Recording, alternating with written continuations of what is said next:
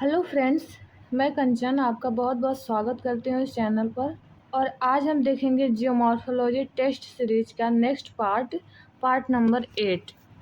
ये test series आपके लिए यूजीसी नेट के साथ साथ यूपी पीजीटी, यूपी टीजीटी और असिस्टेंट प्रोफेसर के लिए काफ़ी हेल्पफुल है। और इस टेस्ट सीरीज का आज क्वेश्चन सीरीज हम स्टार्ट करेंगे 176 से। ये हम स्टार्ट करेंगे 176 से 200 तक देखेंगे। तो आइए स्टार्ट करते हैं। क्वेश्चन नंबर 176 पूछ रहा है, नदी जीवन के पूर्ण चक्र की संकल्पना का प्रतिपादन निम्न में से किसने किया है? ऑप्शन ए है जी.के. गिलबर्ट, ऑप्शन बी है जेम्स हटन, ऑप्शन सी है W.M. डेविस या ऑप्शन डी होगा L.C. किंग। तो इसका राइट आंसर होगा option number C, W.M. Davis. Next question देखते हैं। क्वेश्चन नंबर 177 ये पूछ रहा है कि अपवर्तन चक्र के निम्न में से किस चरण में मोनार्डनाक दिखाई पड़ते हैं? ऑप्शन ए है प्रारंभिक अवस्था में, ऑप्शन बी है प्रौढ़ अवस्था में, ऑप्शन सी है युवा अवस्था में या ऑप्शन डी है वृद्धावस्था में। तो जो मोनार्डनाक दिखाई पड़ते हैं ये दिखाई पड़ते हैं वृद्धावस्था में। अपवर्तन चक्र का जो आखिरी स्टेज होता है उस स्टेज में जो पहाड़ियाँ जो अपवर्तित होकर और वो छोटे नाम मात्र की पहाड़ियों के रूप में दिखाई देते हैं, ऊंचे भाग के रूप में, उसे हम मोनेडनाक के रूप में जानते हैं। ये मोनेडनाक शब्दावली जो है अपने सिद्धांत में मॉरिस डेविस ने अपवर्तन चक्र के आखिरी स्टेज में जिस स्थलाकृति का निर्माण होता है उसे इन्होंने मोनेडनाक का नाम दिया था। नेक्स्ट क्वेश्चन देखते हैं। क्वेश्चन नंबर 178 निम्न में से किसकी अपवर्तन चक्र संकल्पना में उत्थान एवं अपवर्तन की प्रक्रियाएं समानांतर क्रियाशील रहती हैं? ऑप्शन ए है डेविस, ऑप्शन बी है किंग, ऑप्शन सी है पेंक और ऑप्शन डी है किसी की नहीं।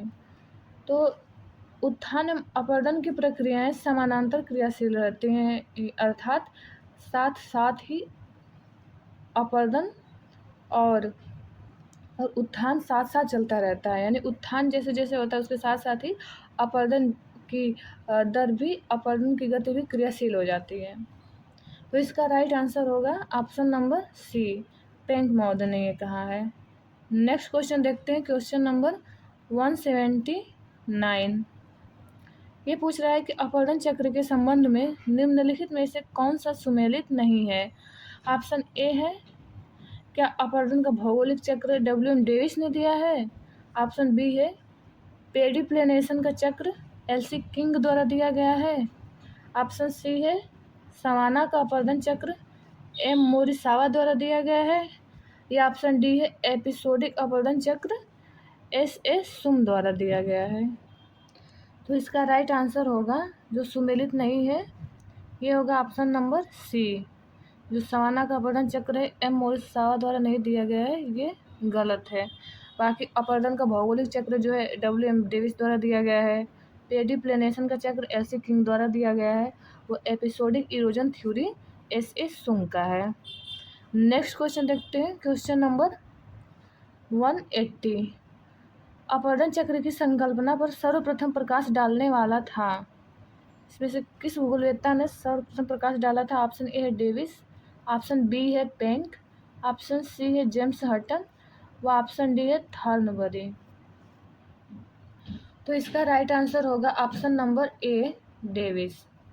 डेविस द्वारा अपवर्तन चक्र की संकल्पना पर सर्वप्रथम प्रकाश डाला गया था।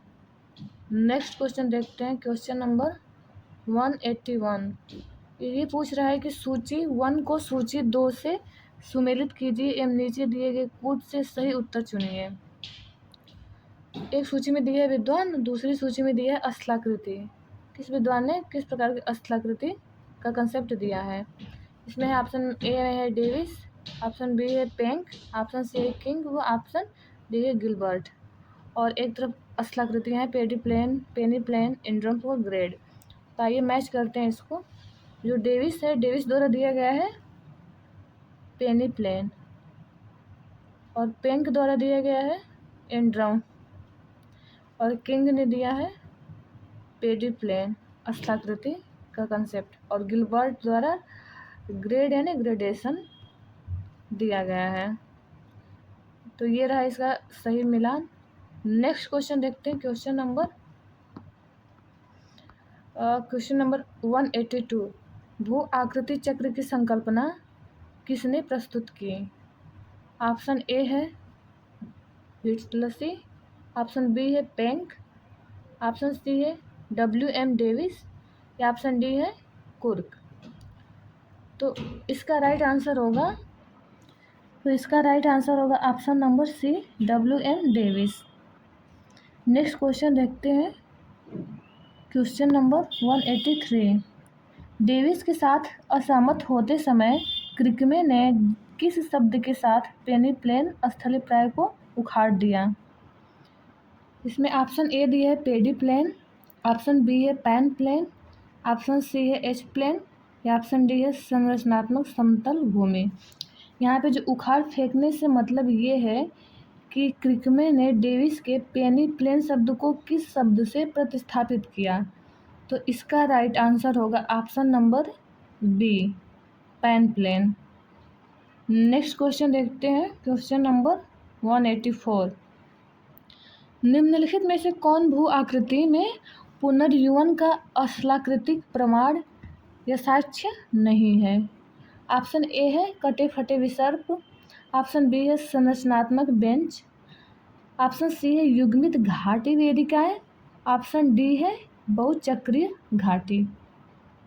इसका राइट आंसर होगा ऑप्शन नंबर ए, कटे फटे विसर्प, ये नहीं है। बाकी जो संरचनात्मक बेंच है, युग्मित घाटी वेदिकाएं होती हैं और बहुचक्रीय जो घाटी होती हैं, ये सब पुनर्युवन या नवोन्मेष स्थलाकृतियों के प्रमाण हैं। नेक्स्ट क्वेश्चन देखते हैं, क्वेश्चन नंबर 185। डेविस ने अपवर्तन चक्र की कितनी अवस्थाओं का उल्लेख किया है? ऑप्शन ए है 1, ऑप्शन बी है 2, ऑप्शन सी है 3, ऑप्शन डी है 4। तो डेविस ने जो नदी अपवर्तन चक्र की अवस्थाओं को उल्लेख किया है, वो अवस्थाएं हैं 3। इसका राइट आंसर होगा ऑप्शन सी। नेक्स्ट क्वेश्चन देखते हैं, क्वेश्चन नंबर 186। निम्नलिखित में से किस क्षेत्र के पर्यवेक्षण ने डेविस को उनकी अपवर्तन चक्र संकल्पना को विकसित करने के लिए अभिप्रेरित किया? ऑप्शन ए है मिसौरी क्षेत्र, ऑप्शन बी है ग्रीनोको क्षेत्र, या ऑप्शन सी है मोंटाना क्षेत्र, या ऑप्शन डी है रेड रिवर। तो इसका राइट आंसर होगा ऑप्शन नंबर ए, मिसौरी क्षेत्र। नेक्स्ट क्वेश्चन देखते हैं, क्वेश्चन नंबर 187। टैंक के अपवर्तन चक्र में इत्विक्लुंग शब्द का क्या अर्थ है? ऑप्शन ए है विकास, ऑप्शन बी है वृद्धि, ऑप्शन सी है स्थलाकृति, या ऑप्शन डी है अवस्था। तो जो इत्विक्लुंग शब्द है, इसका अर्थ होगा option number A, Vikas. Next question देखते हैं, क्वेश्चन नंबर 188। ये पूछ रहा है कि अपवर्तन का सामान्य चक्र किससे संबंधित है? ऑप्शन ए है सागरीय अपवर्तन, ऑप्शन बी है पवन अपवर्तन, या ऑप्शन सी है नदी अपवर्तन, या ऑप्शन डी होगा हिम नदी अपवर्तन। तो जो अपवर्तन का सामान्य चक्र हमें देखने को मिलता है या सर्वाधिक प्रचलित है, वो है अपवर्तन चक्र, वो नदी अपवर्तन से संबंधित है। तो इसका राइट आंसर हो जाएगा ऑप्शन सी। नेक्स्ट क्वेश्चन देखते हैं, क्वेश्चन नंबर 189। ये पूछ रहा है कि सूची 1 को सूची 2 से सुमेलित कीजिए तथा सूचियों के नीचे दिए गए कोड से सही उत्तर चुनिए। इसमें 4 ऑप्शन दिया हुआ है। ऑप्शन ए में है जलगर्तिका, ऑप्शन बी में है घोलरंध्र, ऑप्शन सी में पल्सा, व ऑप्शन डी है लूनेट। और इधर सूची दिया गया है कि ये जो घोलरंध्र, पल्सा, लूनेट या जलगर्तिकाएँ बनती हैं, किन कारकों से बनती हैं। तो जलगर्तिका की बात करें तो जलगर्तिका किससे बनती है? ये बनती है नदी द्वारा जलगर्तिका का निर्माण होता है नदी घाटी में, और वो भी नदी की युवावस्था में। घोलरंध्र जो है वो भूमिगत जल की एक प्रकार की भू आकृति है। और पल्सा देखें तो पल्सा जो है वायु द्वारा निर्माण होता है पल्सा का। और लूनेट एक प्रकार की परिहिमानी स्थलाकृति है।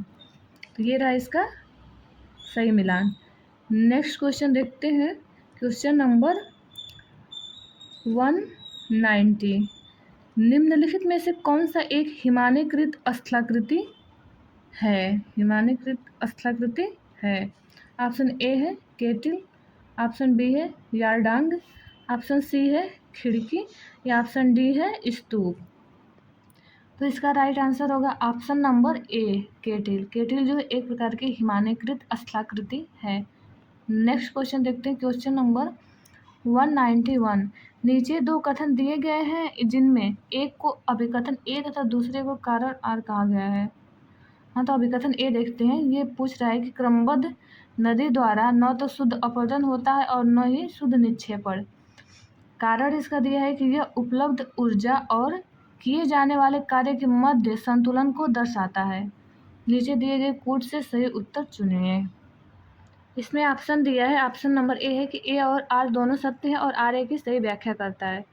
या ऑप्शन बी है कि ए और आर दोनों सत्य है परंतु सही व्याख्या नहीं करता है। और ऑप्शन सी है ए सत्य है पर आर गलत है। या ऑप्शन डी है आर सत्य है और ए गलत है। तो इसका राइट आंसर होगा ऑप्शन नंबर ए कि क्रमबद्ध नदी द्वारा न तो शुद्ध अपरदन होता है न ही शुद्ध निक्षेपण, अर्थात न तो जितना वो अपरदन करती है नदी वो पूरे का निक्षेपण नहीं करती है, कि जितना वो अपरदन करे जितना मतलब वह सारे जाकर निक्षेपित कर दे। और कारण आ रही है कि उपलब्ध ऊर्जा और किए जाने वाले कार्य के मध्य ये संतुलन का कार्य करता है। अपक्षय और अपरदन हम जानते हैं कि पृथ्वी पे जो असंतुलन उत्पन्न होता है उस असंतुलन को संतुलित करने का कार्य अपक्षय अपरदन करते हैं। तो ये जो नदी की ऊर्जा होती है और जो उसके कार्यों के मध्य होने वाले संतुलन है तो उसको संतुलित करने के लिए नदी अपक्षय और अपरदन करती है। नेक्स्ट क्वेश्चन देखते हैं, क्वेश्चन नंबर 192। निम्नलिखित स्थलाकृतियों में से कौन सा एक कास्ट स्थलाकृतियों में सम्मिलित नहीं है? ऑप्शन ए है युवाला, ऑप्शन बी है सीफ या टिब्बा, और ऑप्शन सी है अंधी घाटी, और ऑप्शन डी है धंसती निवेशिका। तो जो कास्ट स्थलाकृतियों में सम्मिलित नहीं है वो होगा ऑप्शन नंबर बी सीफ या टिब्बा। नेक्स्ट क्वेश्चन देखते हैं, क्वेश्चन नंबर 193। सूची 1 को सूची 2 के साथ मिलान कीजिए। सूची 1 में है नदियाँ और सूची 2 में है डेल्टा के प्रकार दिया है, किस प्रकार की नदी किस प्रकार के डेल्टे का निर्माण करती है। तो देखते हैं मिसिसिपी नदी जो है ये निर्माण करती है पक्षी पंजरकार डेल्टे का। और गंगा नदी की बात करें तो गंगा नदी किस प्रकार के डेल्टा का निर्माण करती है? ये निर्माण करती है चापाकार डेल्टा का। नर्मदा एक भ्रंश घाटी में बहती है तो नर्मदा नदी एस्चुअरी का निर्माण करती है। और टाइबर नदी जो है अग्रवर्ती डेल्टे का निर्माण करती है। इस प्रकार ये इसका सही मिलान है। अब देखते हैं नेक्स्ट क्वेश्चन, क्वेश्चन नंबर 194। किस प्रकार के बालू का निक्षेप को वेल बैग भी कहा जाता है? ऑप्शन ए है बालू का प्रतिछाया, ऑप्शन बी है जो बालू का तटबंध होते हैं, या ऑप्शन सी बालू का स्तूप, या ऑप्शन डी बालू का अपवाह। इसका राइट आंसर होगा ऑप्शन नंबर बी, जो बालू का तटबंध होते हैं उन्हें कहते हैं वेल बैग। नेक्स्ट क्वेश्चन देखते हैं, क्वेश्चन नंबर 195। निम्नलिखित में से कौन सा पंजाकार डेल्टा का सही उदाहरण है? ऑप्शन ए है अफ्रीका में नील नदी का डेल्टा, ऑप्शन बी है संयुक्त राज्य अमेरिका में मिसिसिपी नदी का डेल्टा, ऑप्शन सी है भारत में गंगा नदी का डेल्टा, व ऑप्शन डी है फ्रांस में सीन नदी का डेल्टा। तो जो पंजाकार डेल्टा का सही उदाहरण है वो है संयुक्त राज्य अमेरिका में मिसिसिपी नदी का डेल्टा। नेक्स्ट क्वेश्चन देखते हैं, क्वेश्चन नंबर 196।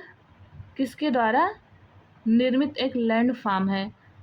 ऑप्शन ए है समुद्री अपरदन, ऑप्शन बी है पर्वत अपक्षय, ऑप्शन सी है हवा के जमाव द्वारा, या ऑप्शन डी है हिमनद अपरदन द्वारा। तो जो फ्योर्ड है, फ्योर्ड स्थलाकृति हमें देखने को मिलती है, ये हिमनद अपरदन द्वारा निर्मित होती है और यह अधिकांशतः जो ग्लेशियर वाले भाग है, जो ठंडे प्रदेश हैं, वहाँ पे नदियों किनारे देखने को मिलते हैं फ्योर्ड। नेक्स्ट क्वेश्चन देखते हैं, क्वेश्चन नंबर 197। नदी मार्ग में निक पॉइंट की पहचान किसकी उपस्थिति के द्वारा की जा सकती है? ऑप्शन ए है कठोर चट्टानें, ऑप्शन बी है घिया पत्थर, ऑप्शन सी है कवक वृद्धि, या ऑप्शन डी है अल्प जलप्रपात। तो जो निक पॉइंट की पहचान की जाती है, ये इसकी पहचान हम करते हैं जब नदी मार्ग में अल्प जलप्रपात यानी छोटे छोटे जलप्रपात की उत्पत्ति हो जाती है या जलप्रपात बन जाते हैं, तो उससे हम निक पॉइंट की पहचान करते हैं। तो इसका राइट आंसर हो जाएगा ऑप्शन नंबर डी, अल्प जलप्रपात। नेक्स्ट क्वेश्चन देखते हैं, क्वेश्चन नंबर 198। कम से कम 2 क्रमागत वर्षों तक हिमीकृत रहने वाली भूमि को कहा जाता है? क्या कहा जाता है? ऑप्शन ए है परमाफ्रॉस्ट, ऑप्शन बी है हिमनद, ऑप्शन सी है प्लावी हिमपुंज, या ऑप्शन डी है हिम सेल्फ। तो ये दी है 2 क्रमागत वर्षों तक, यानी लगभग 2 वर्षों तक क्रम से, एक वर्ष दूसरे वर्ष, ऐसे लगातार वर्षों में वो जो भूमि है वो हमेशा बर्फ से ढकी रह रही है, तो इसे कहते हैं परमाफ्रॉस्ट। इसका राइट आंसर हो जाएगा option number A. Next question देखते हैं, क्वेश्चन नंबर 199। तटीय प्रवाह के द्वारा खुले जल या खाड़ी में बनाया जाने वाला संकरा उंगली नुमा बालू का तटबंध जिसका एक सिरा मुख्य भूमि से जुड़ा होता है कहलाता है? क्या कहलाता है? ऑप्शन नंबर ए है पुलिन, ऑप्शन नंबर बी है टोम्बोलो, ऑप्शन नंबर सी है लैगून, या ऑप्शन नंबर डी है स्पिट। इसका राइट आंसर होगा ऑप्शन नंबर सी स्पिट। जो जैसे सागरीय तट है और यहाँ से ये सागर तट हो गया और यहाँ से ऐसे उंगली नुमा आकृति निकली रहती है, तो इसे कहा जाता है स्पिट। और ये सागर तट होता है और इससे एक आकृति ऐसे किसी द्वीप द्वारा दिया कि जाके जुड़ी है, ये यहाँ पे द्वीप हो गया, तो ये कहलाता है टोम्बोलो। इस प्रकार की आकृति टोम्बोलो कहलाएगी और इस प्रकार की अंगुली नुमा आकृति स्पिट कहलाती है। नेक्स्ट क्वेश्चन देखते हैं, क्वेश्चन नंबर 200, और यह आज का लास्ट क्वेश्चन है और इस टेस्ट सीरीज का, जो मॉर्फोलॉजी की टेस्ट सीरीज का भी यह आखिरी क्वेश्चन है। ये पूछ रहा है, वह विचार किसने दिया था कि एक हिमयुग है जिसके दौरान उत्तरी यूरोप का अधिकांश हिस्सा हिमाच्छादित था? तो ये क्वेश्चन तो रिपीट हुआ है। इसका आंसर देखते हैं, WM डेविस हो गए, ए ऑप्शन बी डी है W पैंक, ऑप्शन सी है L अगासीज और ऑप्शन डी है AC रैमसे। तो इसका आंसर होगा, right answer option number C L Agassiz. Agassiz ने कहा था कि एक हिमयुग यह जिसके दौरान उत्तरी यूरोप का अधिकांशतः हिस्सा जो था हिमाच्छादित था, बर्फ से ढका था। यह वीडियो देखने के लिए आपका बहुत बहुत धन्यवाद।